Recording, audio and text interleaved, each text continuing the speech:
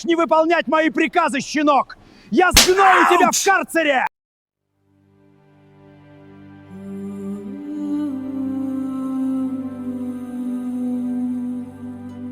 Что приходит вам в голову, когда вы слышите слово «баунти»? Для большинства это сладкая кокосовая мякоть в молочном шоколаде.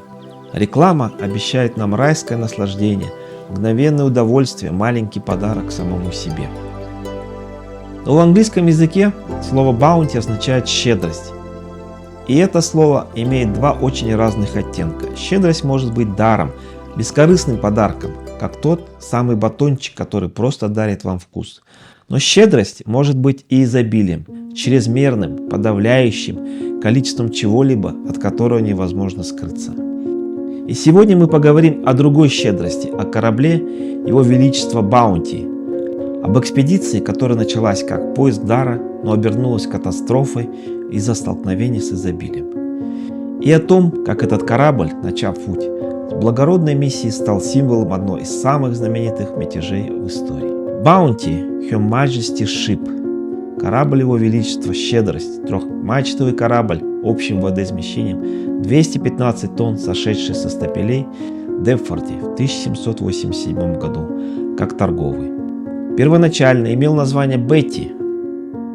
Однажды в школе я прочел книгу об этом корабле и мятеже на нем.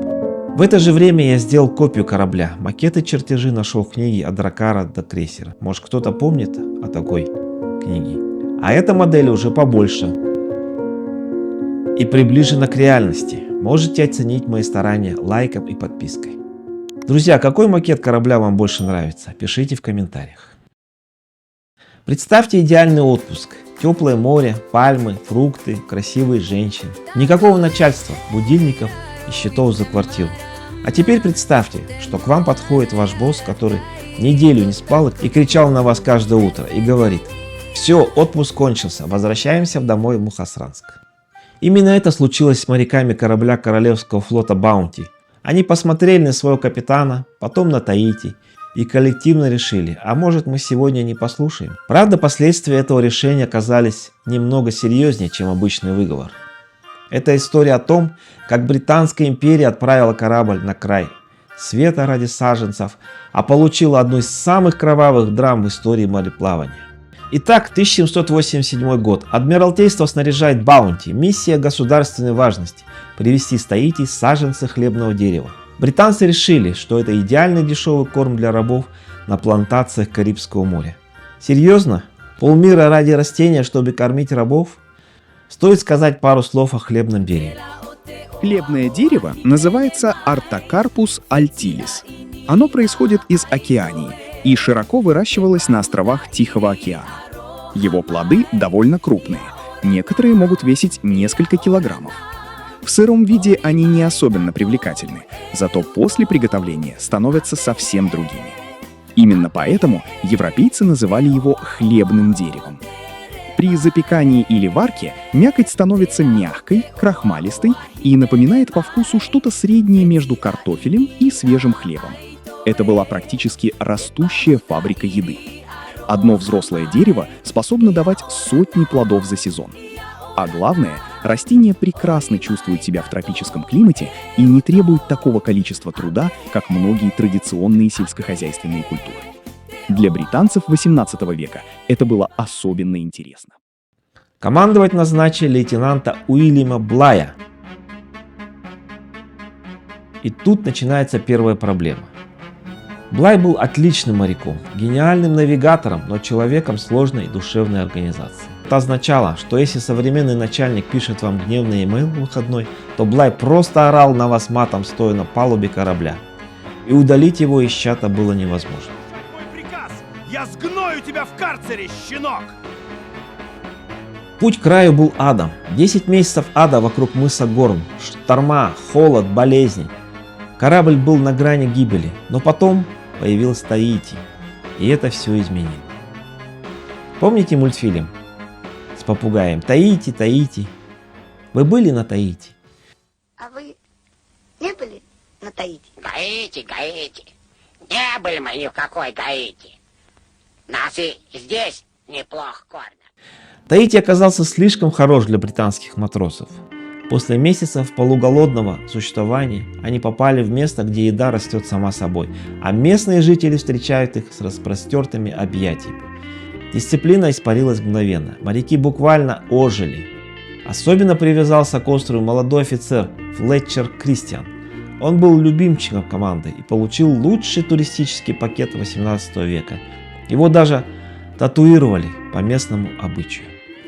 Но отпуск всегда заканчивается. Через полгода райской жизни Блай объявил: собираемся домой. И здесь произошло страшное. Моряки посмотрели на капитана, потом на Таити, потом снова на капитана. В головах у всей команды пронеслась одна мысль: а зачем нам туда возвращаться? Туда это холод, голод, порки и война с Францией. А здесь изобилие, свобода и рай. Но приказ есть приказ. Баунти покинул остров. Чем дальше корабль уходил от Таити, тем сильнее становилось недовольство, особенно у Кристиана. Для него возвращение в Англию означало возвращение к суровой дисциплине. И что хуже всего, к ежедневным унижениям от Блая. Таити оставался там, за горизонтом, а впереди ждала только безысходность. И тогда Кристиан совершил ошибку, которая навсегда вошла в историю. Он решил устроить мятеж. Ранним утром 28 апреля с первыми лучами солнца в каюту спящего капитана ворвалась толпа и разбудила его. Да, это был он, бунт на корабле. Мятежники стащили с кровати Блая и связали ему руки. «Мистер Кристиан, что вы делаете? Это же бунт, вы будете отвечать перед законом!» — кричал Блай. А дальше начинается сцена, которая выглядит абсурдной даже сегодня. Капитана, сопротивляющегося и ругающегося, выводят на палубу. Перед ним его собственный корабль, его карьера, его жизнь. Представляете этот трагизм? Ты капитан, за твоей спиной корабль. Перед тобой бесконечный океан, и ты понимаешь, что люди, которым ты командовал, только что выгнали тебя из твоего дома посреди Тихого океана. Мятежники погрузили капитана и еще 18 моряков, поддержавших капитана на баркас. Выдали компас, 4 ржавые сабли, ручную пилу, топорик, еды и воды на пару дней, секстант, немного рома и вина. С таким набором их отправили в плавание, а бунтовщики же радостно вернулись обратно на Таити. Уильям Блай и 18 верных ему моряков остались совсем одни в океане, которому не видно ни конца, ни края. На соседних с ними островах были довольно агрессивные туземцы, о чем Блай прекрасно знал, и без щедрых подарков или грозного оружия к ним было бесполезно плыть. Капитан Блай наизусть помнил карту данного региона, да и плавать в этих местах уже приходилось. Зная, что в 30 милях есть остров Тафуа, он предполагал, что может пополнить скудные запасы провианта. От острова Тафуа баркас отправился к острову Тангатапу. Гребя на сильно перегруженном баркасе, в котором постоянно попадала вода, а ее приходилось вычерпывать, моряки добрались до острова и провели на нем несколько дней. После того, как они пополнили запасы воды и еды, найдя кокосы на деревьях, они столкнулись с местными жителями. Вскоре начался обмен: хлебные плоды и кувшины воды на пуговицы и бусы. На следующий день туземцы снова пришли к баркасу, их было значительно больше, с ними приплыли даже 2 лодки. В этот раз пришли даже 2 вождя, которые с большим интересом расспрашивали про капитана Кука и интересовались, что с кораблем гостей. Но здесь начинается фантастическая часть истории. Блай не умер, и это была огромная ошибка мятежников. Они только что оставили в океане человека, который умел находить дорогу лучше, чем кто-либо в Королевском флоте.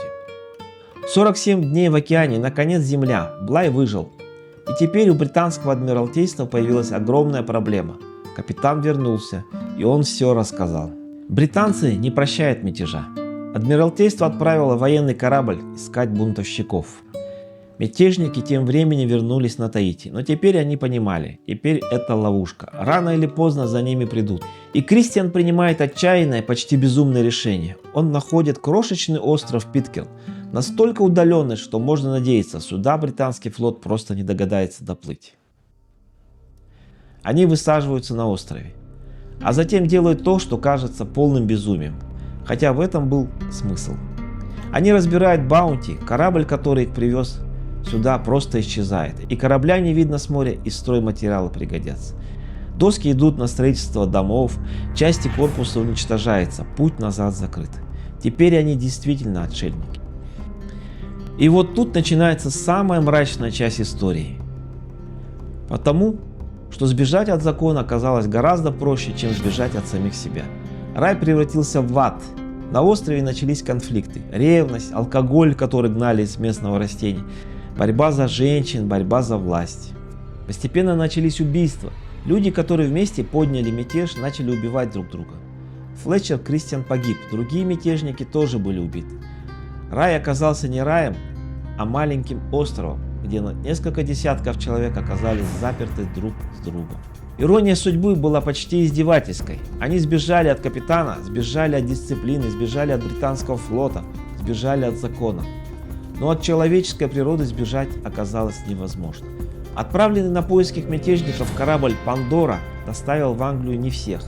При крушении фрегата на рифах в 1791 году погибла как часть команды корабля, так и часть заключенных.